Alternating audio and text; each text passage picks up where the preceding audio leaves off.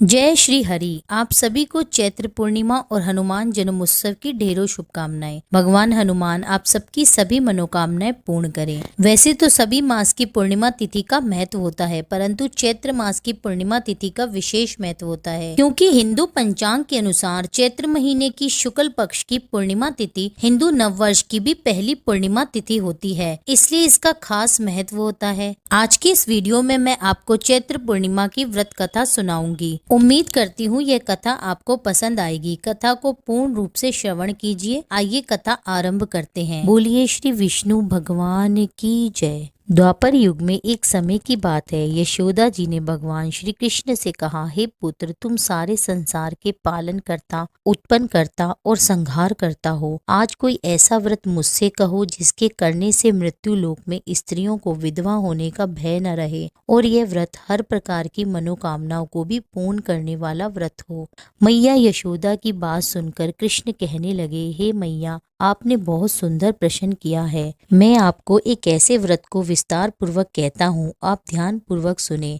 सौभाग्य की प्राप्ति के लिए स्त्रियों को 32 पूर्णमासी का व्रत करना चाहिए। इस व्रत को करने से स्त्रियों को सौभाग्य की प्राप्ति होती है, सुख संपत्ति का आशीर्वाद प्राप्त होता है। ये व्रत अचल सौभाग्य देने वाला और भगवान शिव के प्रति मनुष्य मात्र की भक्ति को बढ़ाने वाला है। श्री कृष्ण के ऐसे वचन सुनकर माता यशोदा कहने लगी, हे कृष्ण, सर्वप्रथम पृथ्वी लोक में इस व्रत को किसने किया था? इस विषय में भी विस्तार से मुझे बताइए। तब श्री कृष्ण बोले, हे मैया, भूमंडल पर एक अत्यंत प्रसन्न राजा चंद्रहास से पलित अनेकों प्रकार के रत्नों से परिपूर्ण था। उसकी नगरी में वहाँ घनेश्वर नाम का एक ब्राह्मण अपनी पत्नी के साथ रहता था। उसकी पत्नी अति सुशीला और रूपवती थी। दोनों ही उस नगरी में प्रेम पूर्वक रहा करते थे। उनके घर पर धन धान्य की कोई कमी नहीं थी। उनके जीवन में सभी सुख सुविधाएं थी, परंतु उनके जीवन में एक बहुत भारी दुख था। उनका दुख यह था कि उनके कोई संतान नहीं थी, जिस कारण वे पति पत्नी अत्यंत निराश रहा करते थे। एक समय की बात है, एक बड़ा तपस्वी उस नगरी में आया। वह तपस्वी उस ब्राह्मण के घर को छोड़कर अन्य सभी घरों से भिक्षा लाकर भोजन ग्रहण किया करता था, परंतु उसने कभी भी रूपवती से भिक्षा नहीं ली। उस योगी ने एक दिन रूपवती से भिक्षा न लेकर उसी के पास के घर से भिक्षा लेकर नदी के किनारे जाकर उस भिक्षा से मिले भोजन को वे प्रेम ग्रहण कर रहा था कि तभी घनेश्वर ने योगी का यह सब कार्य किसी प्रकार से देख लिया और अपनी भिक्षा के अनादर से दुखी होकर घनेश्वर ब्राह्मण तपस्वी योगी से कहने लगा कि हे महात्मन, आप सभी के घरों से भिक्षा लेते हैं, परंतु मेरे घर से आप भिक्षा कभी नहीं लेते। इसके पीछे क्या कारण है?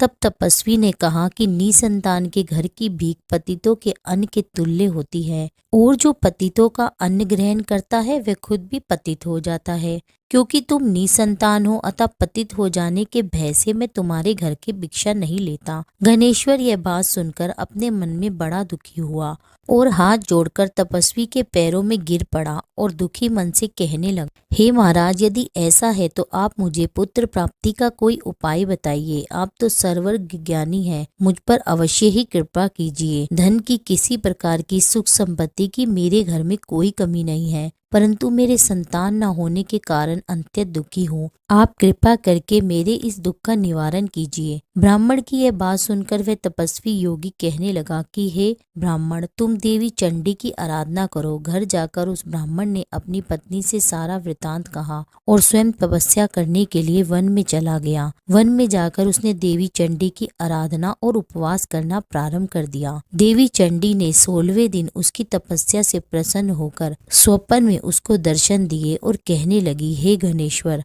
जा तेरे पुत्र होगा, परंतु वह 16 वर्ष की आयु में मृत्यु को प्राप्त हो जाएगा। यदि तुम दोनों पति पत्नी मिलकर 32 पूर्णमासियों का व्रत करें, विधि पूर्वक करें, तब तुम्हारा पुत्र दीर्घ आयु हो जाएगा। जितनी तुम्हारी सामर्थ्य हो, आटे के उतने दिए बनाकर भगवान शिव का पूजन करना। पूर्णिमा के दिन सुबह प्रातः काल इसी स्थान के पास तुम्हें एक आम का वृक्ष दिखाई देगा। उस पर चढ़कर तुम एक फल तोड़कर अपने घर चले जाना और अपनी पत्नी से सारा वृतांत कहना। ऋतु स्नान के पश्चात स्वच्छ होकर भगवान शिव का ध्यान करके उस फल को ग्रहण करके भगवान शिव की कृपा से गर्भ ठहर जाएगा। इस प्रकार जब वह ब्राह्मण प्रातः काल उठा तब उसने उस स्थान के पास एक आम का वृक्ष देखा। स्वप्न में मिले आदेश के अनुसार उस ब्राह्मण ने आम के वृक्ष पर चढ़कर उस फल को तोड़ने का प्रयास किया, परंतु कई बार प्रयास करने के बाद भी वह उस वृक्ष से फल नहीं तोड़ पाया और उसे बड़ी चिंता होने लगी। तब वह विघ्न विनाशक भगवान गणेश जी की वंदना करने लगा कि दया निधि अपने भक्तों के विघ्नों को नाश करके उनके मंगलकारी कामनाओं को पूर्ण करो। दुष्टों का नाश करने वाले हे गणपति भगवान, आप मुझ पर कृपा करके इतना बल दीजिए कि मैं अपने मनोरथ को पूर्ण कर सकूं। इस प्रकार गणेश भगवान से प्रार्थना करने पर उनके आशीर्वाद से गणेश्वर वृक्ष पर चढ़ गया। तब उसने आम का एक सुंदर फल देखा तो उसने तोड़ लिया। उसने विचार किया जो वरदान से फल मिला था, उसके बाद उसे और कोई फल पेड़ पर नहीं दिखाई दिया। तब गणेश्वर उस फल को लेकर अपनी पत्नी के पास आ गया और उसे खाने के लिए दे दिया। उसकी पत्नी ने भी अपने पति के कहे अनुसार उस फल को खा लिया और वह भगवान के आशीर्वाद से गर्भवती हो गई। देवी माँ की कृपा से कुछ समय बाद उसे सुंदर पुत्र की प्राप्ति हुई। अब पति पत्नी दोनों ने मिलकर उसके जन्म का हर्षोल्लास उत्सव मनाया। वे दोनों अब बड़े ही खुश थे। माता पिता के हर्ष शोक के समय वे शुक्ल पक्ष के चंद्रमा की भांति बढ़ने लगा। देवी चंडी की कृपा से वह बालक बहुत सुंदर, सुशील और विद्वान था। देवी के आज्ञा अनुसार उसकी माता ने 32 पूर्णमासी का व्रत रखना आरंभ कर दिया ताकि उसका पुत्र बड़ी आयु वाला हो जाए। जब उनके पुत्र को 16 वर्ष लगा तब देवीदास के माता पिता को बड़ी चिंता हुई कि कहीं उनके पुत्र की इस वर्ष मृत्यु न हो जाए। इसलिए उन्होंने अपने मन में विचार किया कि यदि वह दुर्घटना उनके सामने हो गई तो वे कैसे सहन कर पाएंगे। तब उन दोनों ने मिलकर देवीदास के मामा को बुलाकर उसे पढ़ने के लिए काशी भेज दिया। सारा प्रबंध करके माता पिता ने काशी जाने के लिए देवीदास को एक घोड़े पर बिठाकर उसके मामा के साथ भेज दिया, किंतु यह बात उसके मामा या किसी और को नहीं बताई कि देवीदास की उम्र कम है। गणेश्वर अपनी पत्नी के साथ पुत्र की दीर्घ आयु के लिए देवी चंडी का व्रत रखना प्रारंभ कर दिया। इस प्रकार दोनों ने मिलकर 32 पूर्णमासी का व्रत पूरा किया। कुछ समय बाद एक दिन वे दोनों मामा भांजा रात में विश्राम करने के लिए एक गांव में रुके। उस दिन उस गांव में ब्राह्मण की कन्या का विवाह होने वाला था। जिस धर्मशाला में वर और बारात के बाकी लोग रुके हुए थे, उसी धर्मशाला में देवीदास और उसके मामा ठहर गए। उधर कन्या को तेल आदि चढ़ाने के बाद जब लगन का समय आया तो वर की तबीयत खराब हो गई। वर के पिता ने अपने परिवार वालों से विचार विमर्श करके कहा कि यह देवीदास मेरे पुत्र जैसा ही है, मैं इसके साथ लगन करा दूं और बाद में बाकी के सारे काम मेरे बेटे के साथ पूरे हो जाएंगे। ऐसा कहने के बाद वर के पिता देवीदास को मांगने के लिए उसके मामा के पास गए और उन्हें सारी बात बताई।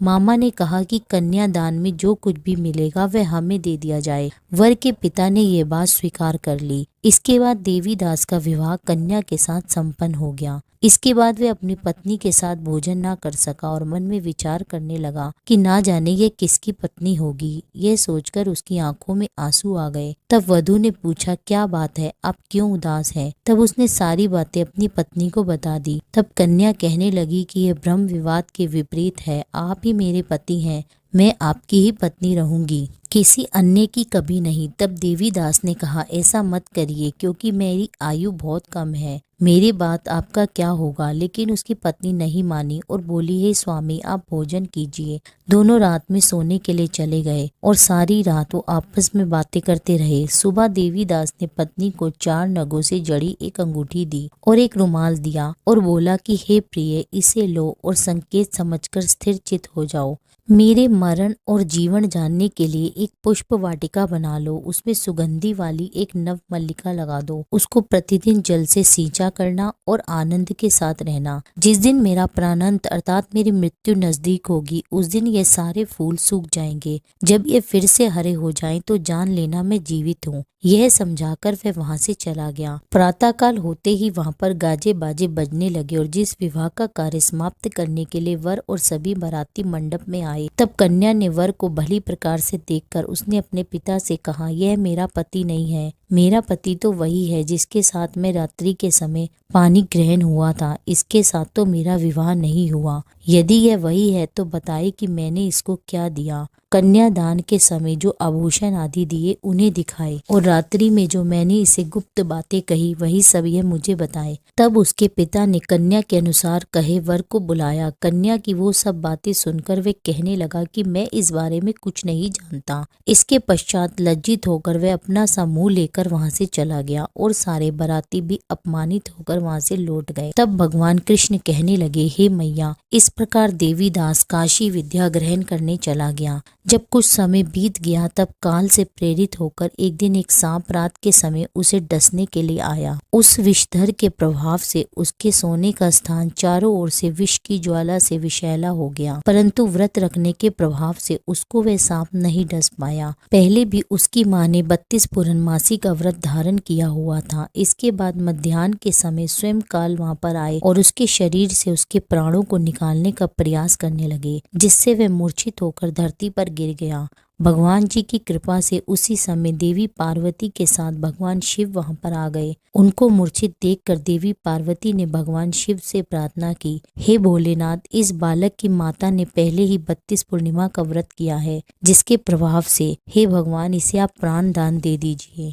माता पार्वती के इस प्रकार निवेदन करने पर भोलेनाथ ने उस बालक को प्राण दान दे दिया। इस व्रत के प्रभाव से काल को भी पीछे हटना पड़ा और देवीदास स्वस्थ होकर उठ बैठा। उधर उसकी पत्नी काल की प्रतीक्षा किया करती थी। एक दिन उसकी पत्नी ने जाकर देखा पुष्प और पत्र दोनों ही नहीं है, तो उसको बहुत आश्चर्य हुआ, और जब उसने देखा कि पुष्प वाटिका फिर से हरी हो गई तो वह समझ गई कि उसके पति जिंदा है। इसके बाद वह बहुत ही प्रसन्न होकर अपने पिता से कहने लगी कि मेरे पति जीवित हैं, उनको ढूंढिए। जब वो 16 वर्ष व्यतीत हो गया तो देवीदास भी अपने मामा के साथ काशी चल दिए। इधर उनकी पत्नी के परिवार वाले उन्हें ढूंढने के लिए जा ही रहे थे कि उन्होंने देखा कि देवीदास और उसके मामा उधर ही आ रहे हैं। उसको देखकर उनके ससुर बहुत प्रसन्न हुए और अपने घर ले आए। उन दोनों को देखकर सभी नगर निवासी वहां इकट्ठे हो गए और सबने निश्चय किया कि अवश्य ही इस बालक के साथ इस कन्या का विवाह हुआ था। उस बालक को जब कन्या ने देखा तो वह भी पहचान गई और कहने लगी, यही है मेरे पति जो मुझे संकेत देकर गए थे। इसके पश्चात सभी कहने लगे कि भला है जो वापस आ गया, और तब सभी नगरवासियों ने मिलकर उत्सव मनाया। कुछ दिन अपनी ससुराल में रहने के बाद देवीदास अपनी पत्नी और मामा के साथ ढेर सारे उपहार लेकर अपने घर की ओर चल दिए। जब वे सब मिलकर अपने गांव के निकट आए तब कई लोगों ने उन्हें देखकर उनके माता पिता को पहले ही जाकर सूचना दे दी कि तुम्हारा पुत्र अपनी पत्नी और मामा के साथ वापस आ गया है। ऐसा समाचार सुनकर माता पिता को पहले तो विश्वास नहीं हुआ। उन्होंने जाकर देखा तो उन्हें बड़ा ही आश्चर्य हुआ। तब देवीदास ने अपनी पत्नी के साथ अपने माता पिता के चरण छूकर उनका आशीर्वाद लिया। तब माता पिता ने चमत्कार को देखकर अपने घर बहुत से ब्राह्मणों को बुलाकर उन्हें यथासंभव दान दक्षिणा उपहार देकर उन्हें प्रसन्न किया और उनका आशीर्वाद प्राप्त किया। तब भगवान कृष्ण कहने लगे, हे माते, इस प्रकार घनेश्वर 32 पूर्णमासियों के व्रत के प्रभाव से पुत्रवान हो गया। जो भी स्त्रियां इस व्रत को रखती हैं वे जन्म जन्मांतर में वे दिव्य का दुख नहीं भोगती, वे सौभाग्यशाली ही रहती हैं। यह मेरा वचन है, इसमें कोई संदेह नहीं है। यह व्रत पुत्र पौत्रों को देने वाला, संपूर्ण मनोकामनाओं को पूर्ण करने वाला है। 32 पूर्णिमा के व्रत करने से व्रती की सभी इच्छाएं भगवान शिव की कृपा से पूर्ण हो जाती हैं। बोलिए शिव शंकर की जय। यह थी आज की वीडियो। उम्मीद करती हूँ वीडियो आपको पसंद आई होगी। वीडियो पसंद आई हो तो मेरे चैनल को सब्सक्राइब कीजिए, वीडियो को फैमिली और फ्रेंड्स में शेयर कीजिए और लाइक कीजिए। कमेंट में लिख दीजिए जय बाबा भोलेनाथ। मिलते हैं आपसे अगले वीडियो में, जब तक के लिए जय श्री राधे।